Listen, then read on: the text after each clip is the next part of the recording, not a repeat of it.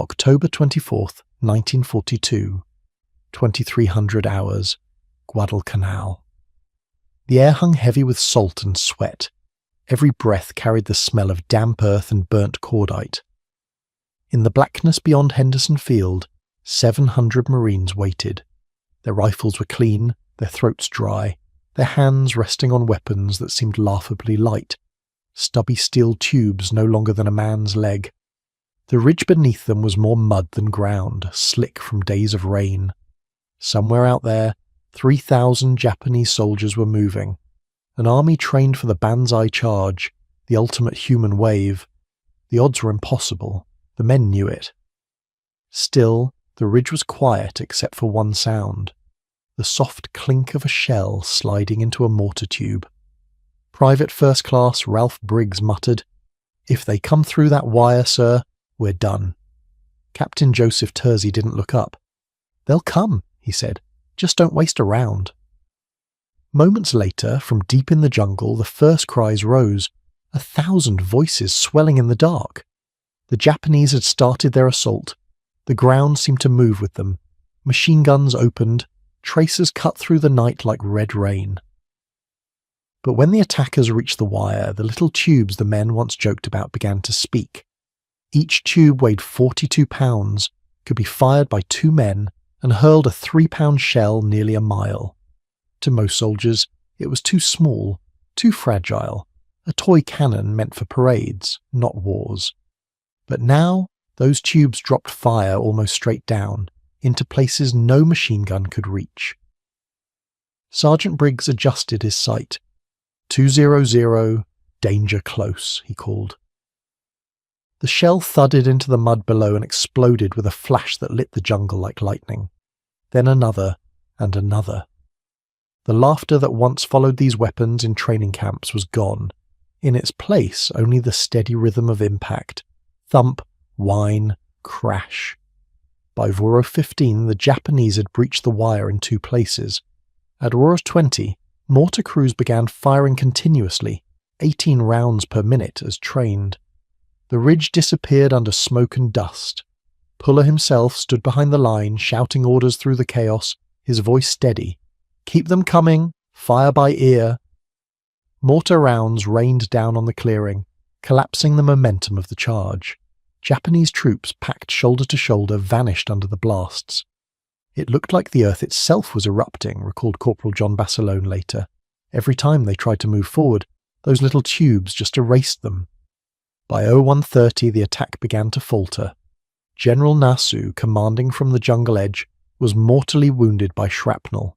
His men kept advancing, screaming into the firestorm, but the formation broke. At 02, the ridge was littered with bodies. At 04, silence fell. When dawn came, the Marines could finally see the cost and the miracle. Fewer than a dozen of their own had fallen. More than 2,000 Japanese soldiers lay still in front of them. All around the mortars, the ground was blackened, their barrels glowing faintly from heat. A war correspondent who walked the field that morning wrote, "It looked as if a storm had passed, but there were no trees broken, only men." No one laughed at the too small weapon anymore. But this was only the beginning.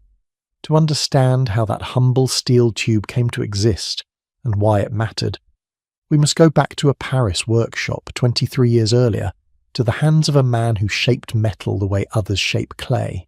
Paris, 1919. The city still bore its wounds from the Great War. Shattered glass in shop windows, walls pocked by bullet holes, and men in worn uniforms limping home on crutches.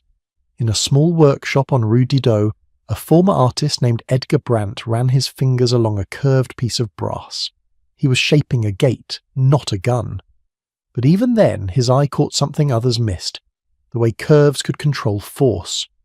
Brandt was not a soldier. He was an art metalworker, known for designing lamps, railings, and sculptures that seemed to bend metal like silk. But during the war, he had watched artillerymen struggle.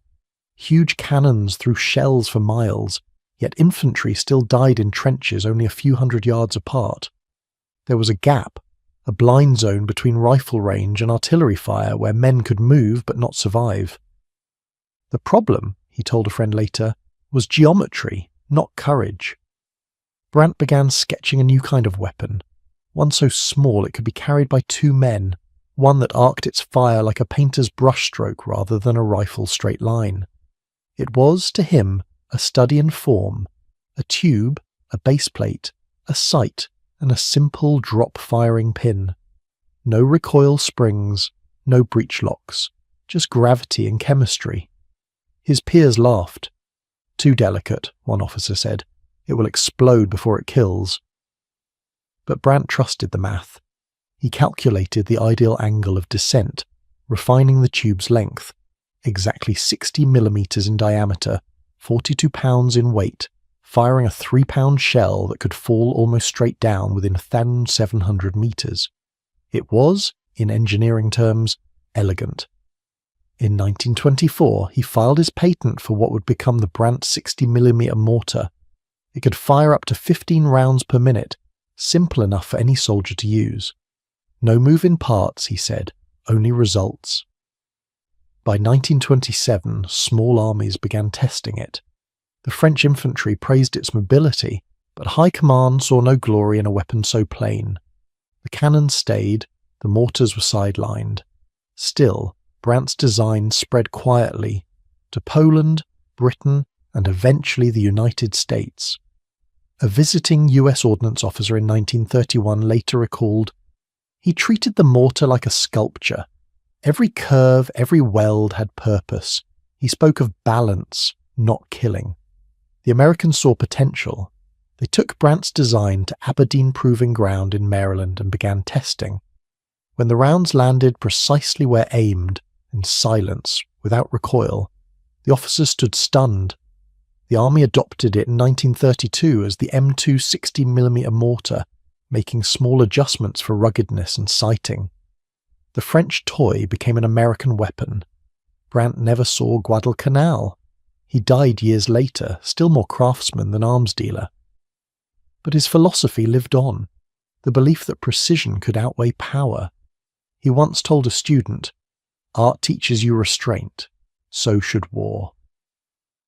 That restraint would soon be tested in the Pacific, where jungles swallowed tanks and artillery fire meant nothing. There, Brandt's curved weapon, light, humble, and scorned, would find its true purpose. But first, the Marines who carried it had to understand what made it so different. By 1942, the US Marine Corps had become experts in improvisation. They fought where tanks bogged down, where radio signals died in the trees, where supply lines were no more than muddy trails. In that chaos, one weapon stood out, the Brandt-designed M2 60mm mortar, the smallest artillery piece in their arsenal. It wasn't glamorous. It didn't roar like a howitzer or chatter like a Browning. But to a Marine platoon deep in the jungle, it was salvation packed in steel. Each mortar team carried 3 things: the tube, the bipod, and the base plate, split among 3 men who often gave the parts nicknames: the pipe, the legs, and the plate. Together, they weighed just over 40 pounds, light enough to move at a run. In training camps across the Pacific, young Marines had cursed it. It kicked dirt into their faces, scorched their hands, and filled their ears with the hollow thump of its firing tube. They called it the plumber's pipe. Some joked that it was a campfire maker, since it seemed better at lighting up the night than hitting a target. But under fire, opinion changed fast. At the Battle of Tenaru, a 60mm team held the left flank against waves of Japanese infantry. The enemy charged through the palms shouting "Banzai," and the Marines dropped round after round into the darkness. Each shell burst 30 yards ahead, filling the air with shrapnel. When the last Japanese body fell, the gunners looked around. Their barrels were glowing red. Their ammunition pile was gone. The ridge was silent except for the hiss of rain on hot steel. "They called it a toy before," one gunner said. "Nobody calls it that now." The M2 could do things no other weapon could. It fired high-angle arcs, perfect for lobbing shells behind ridges, into foxholes, or through the roofs of palm huts. It could be aimed by sound. Some veteran crews learned to calculate range just by listening to the seconds between thump and crash. A skilled two-man team could fire 18 rounds per minute, adjusting aim between shots without losing rhythm. The weapon could also switch from high explosive to illumination rounds, painting the jungle in harsh white light that blinded attackers. Lieutenant Colonel Louis Chesty Puller, who commanded Marines during Guadalcanal, once said, "Give me a dozen mortars and I'll take that hill with half the men." He wasn't exaggerating. Puller's companies often used the 60mm as instant artillery, setting up 3 or 4 tubes in overlapping fire zones, what they called mortar triangles. Each tube covered the others, creating invisible walls of shrapnel. On one night patrol near the Matanikau River, the Japanese attempted to flank Puller's position. A forward observer whispered the coordinates. In less than 30 seconds, 4 mortars opened up. The jungle exploded in orange light. When the Marines advanced the next morning, they found 60 enemy bodies and not a single Marine lost. Word spread fast through the Pacific. Mortarmen don't miss. Still, few outside the front lines understood the weapon's importance. Newspaper reports talked about tanks, planes, and battleships. But the real work, the holding of ridges, the breaking of charges, often depended on those anonymous crews crouched in the mud, feeding shells into glowing steel tubes. One Marine sergeant later summed it up. "Everyone wants to be the hero with the machine gun, but heroes don't win wars, mortar men do." The ridge at Guadalcanal proved it, but soon the little cannon would face its most brutal test yet, against an enemy that dug deeper, hit harder, and refused to surrender, the Japanese strongholds on Peleliu and Iwo Jima. By September 1944, the Pacific sun had turned the island of Peleliu into a furnace. The coral ground shimmered white and sharp as broken glass. Marines could smell salt, sweat, and gunpowder before they even reached the beach. And somewhere beyond that horizon waited 10,000 Japanese soldiers, hidden in caves and ridges. Their commander, Colonel Kunio Nakagawa, had changed the playbook.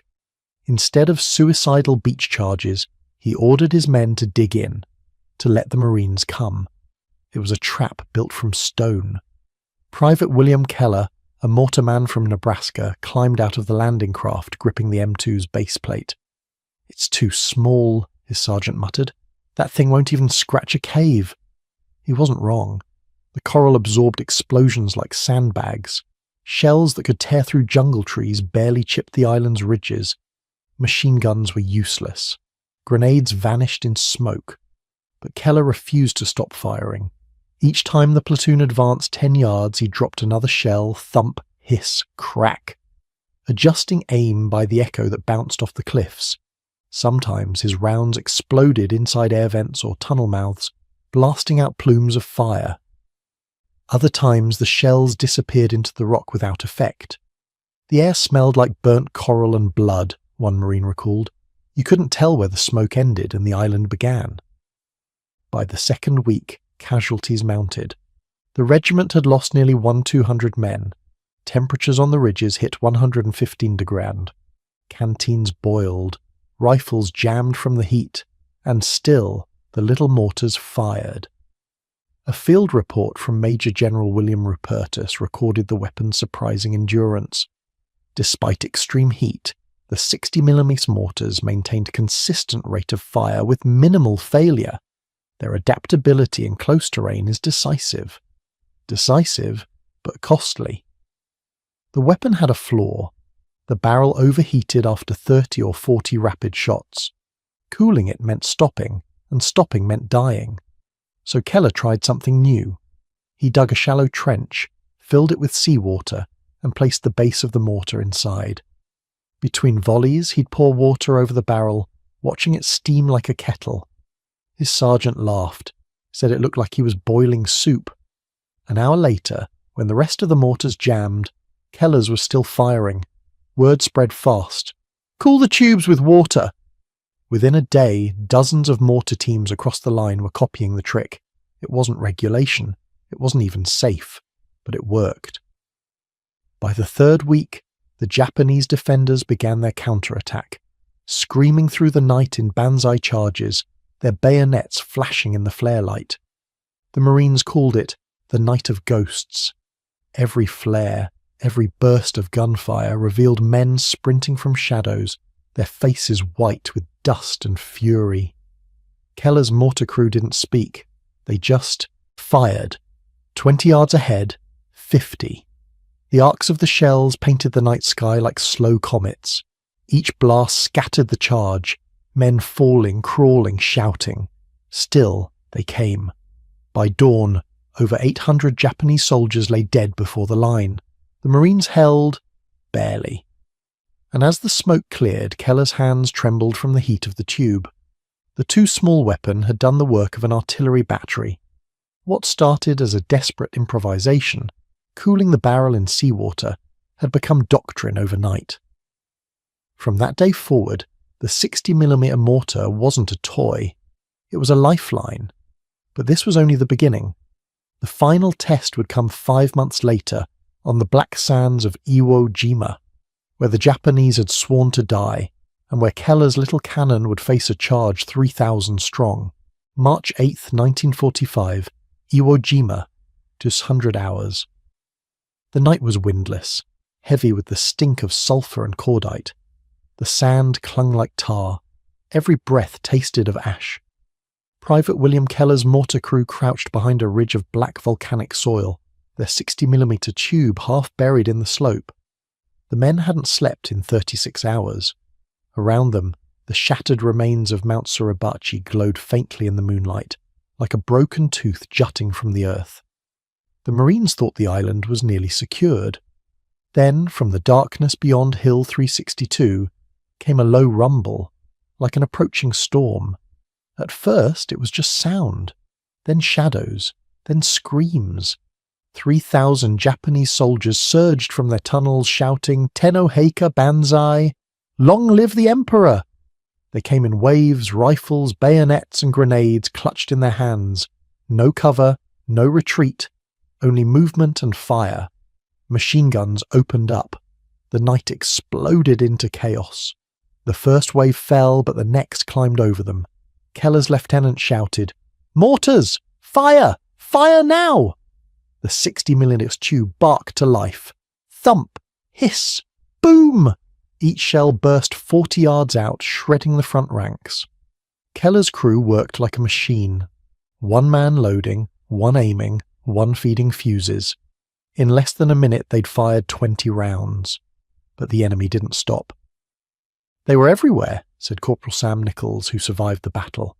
"You could see their faces in the flare light, eyes wild, mouths open, running straight into hell. Within minutes the Marines' rifle barrels were smoking, ammunition was running low, communication lines were cut. Entire squads vanished in the black sand. Keller's tube glowed cherry red. He remembered Paliliu, the seawater trick. He grabbed his canteen, poured it over the barrel. Steam hissed up like a ghost. Then he kept firing. Every round found its mark. He no longer aimed by sight. He aimed by memory, by rhythm. The mortar shells arced in perfect timing, overlapping bursts that tore through the waves of men. It was organized chaos, deadly math. At one point a grenade exploded just feet away, peppering Keller's leg with shrapnel. He didn't stop. He tore the fuse from another round with his teeth, dropped it into the tube. Thump. Boom. The ground shook like thunder. By 0300 the Japanese had reached the Marine foxholes. Hand-to-hand combat broke out. Knives, bayonets, entrenching tools. The air was filled with shouting in 2 languages, both desperate. Then came Keller's last order. Danger close, 20 yards. His crew hesitated. That was suicide range. He didn't repeat it. He just sighted, breathed once, and fired. The shell hit 20 yards ahead, a wall of fire that tore through both friend and foe. When the dust cleared, the charge had stopped. The survivors stumbled back into the darkness. By sunrise, the field was silent except for the crackle of burning debris. Late accounts recorded 2,182 Japanese dead and fewer than 120 Marine survivors from the sector. Every surviving Marine swore the same thing: the 60mm mortar had saved them. Lieutenant Colonel Justice M. Chambers, who received the Medal of Honor for that battle, later wrote in his report, "Without the light mortars, our line would have collapsed under the weight of the assault. Their precision under impossible pressure is unmatched in my service." Keller's weapon, the one dismissed as too small, had stopped a force 25 times its size. The men called it the pipe that ended the charge. But when the smoke cleared and Keller was carried to the aid station, he asked only one question: did it hold? It had, and because it did, the flag would rise over Mount Suribachi days later. But victory came with a cost, and Keller's own story was about to take a turn no one saw coming. When dawn finally broke over Iwo Jima, the battlefield looked like another planet. The black sand still smoked from 1,000 small fires. Shell casings gleamed in the sunlight, half buried in ash. The sea beyond the cliffs was red at its edge. Medics moved like ghosts, stepping carefully among the fallen. Some groaned. Most did not. Private William Keller lay propped against a crater wall, his leg bandaged in a torn sleeve. The barrel of his mortar stood beside him, warped, blackened, unusable. For the first time in 36 hours he could hear his own breathing. No gunfire, no shouting, only the wind whistling through the twisted wrecks of metal. He had fired over 230 rounds that night, nearly triple what the M2 was designed to endure. The fact that it hadn't exploded was a miracle. When ordnance officers later examined the tube, they found hairline cracks running the entire length. One more round, they said, and it would have burst in his hands. But Keller didn't care. He had only one question left. Did we hold? Yes, said Sergeant Daniels, kneeling beside him. We held.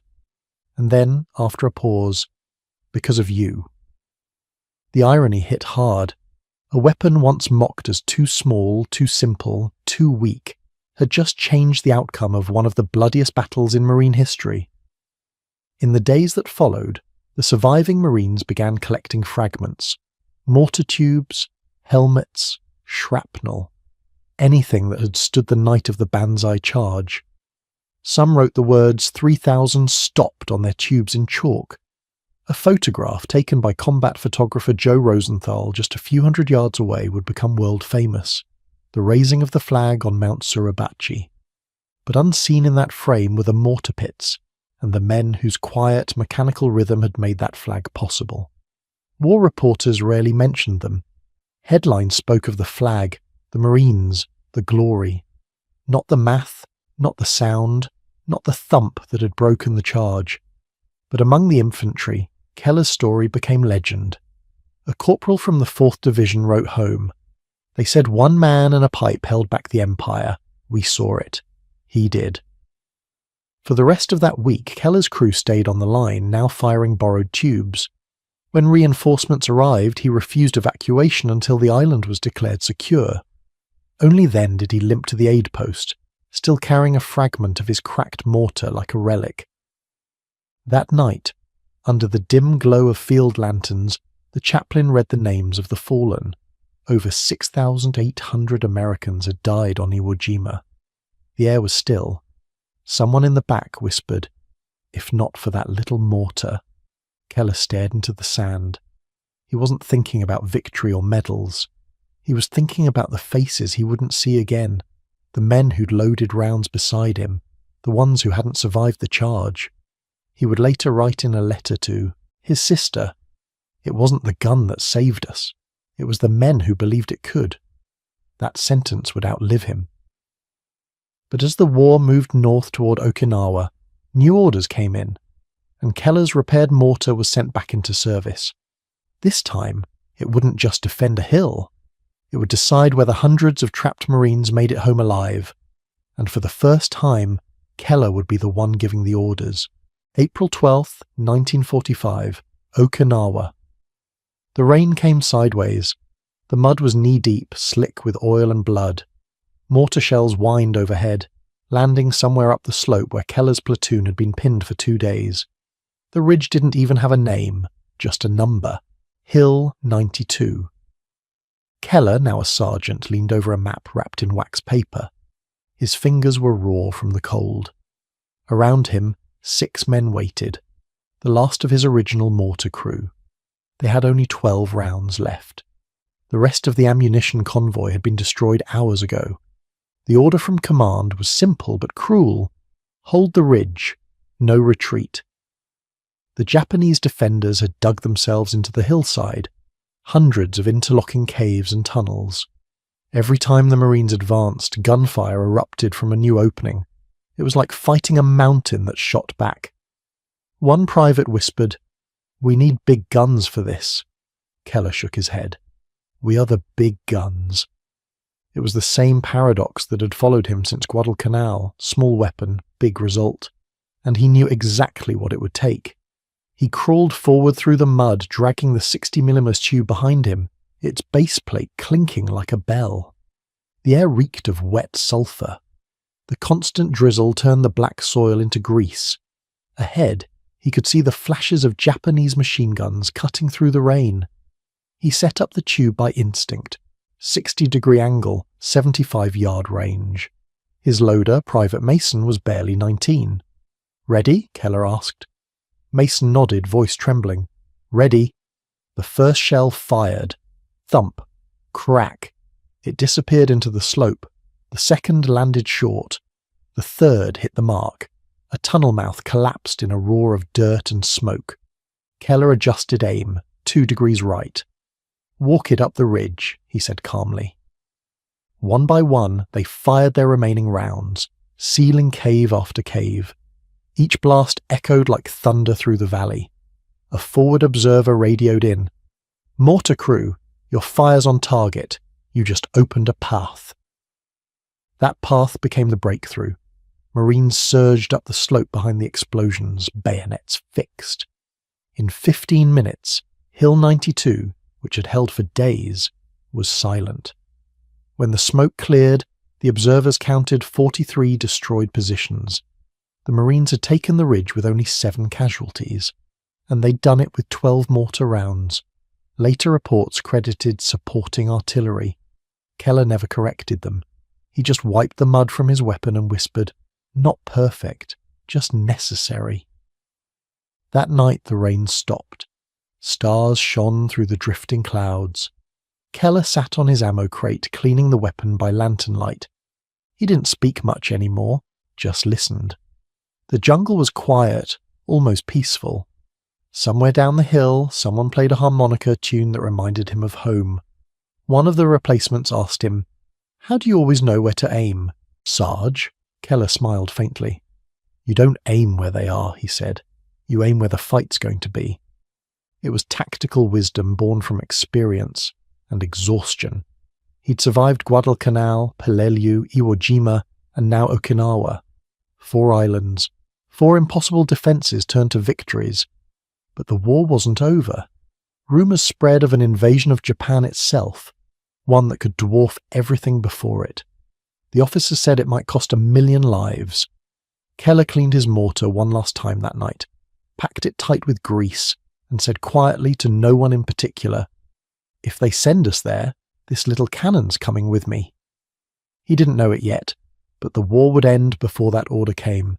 The bomb would fall, Japan would surrender, and his weapon, the same too small tube that stopped 3,000 men, would be left standing, silent.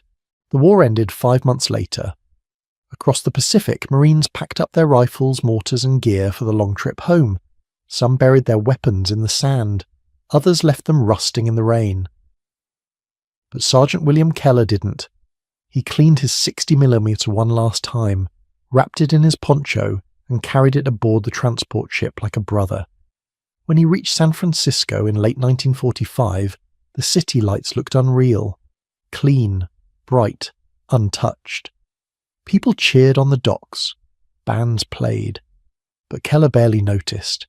His hearing was still half gone from the mortars. To him, silence was still foreign. Back home in Nebraska, the newspapers called him the man who stopped the Banzai. He hated that headline. "It wasn't me," he told a reporter. "It was the weapon and the men who trusted it." The M2 60mm mortar would go on to serve in Korea, Vietnam, and even Iraq, spanning over 6 decades of warfare. The same design barely changed, because sometimes perfection hides in simplicity. Its modern descendants can still drop around on target from 2,000 yards, fired by soldiers who may never know its origin story. In the Marine Corps Museum in Quantico, one battered mortar tube stands behind glass, its surface blackened and cracked. The label reads 60mm SM2 mortar, Iwo Jima, 1945, believed to have been used during final Banzai assault, donated by Sergeant W. Keller. Visitors often walk past it, heading for the planes and tanks. Few stop. Fewer read the plaque. But those who do will see the small inscription Keller scratched into the steel before donating it. Not luck, just belief. Historians later called the M2 mortar a multiplier of courage, a weapon that turned small units into walls of fire. Its range was short, its sound was dull, its presence decisive. That's how Keller liked it. In a 1963 interview, long after he'd retired to farming, he was asked if he ever thought about that night on Iwo Jima. He nodded slowly.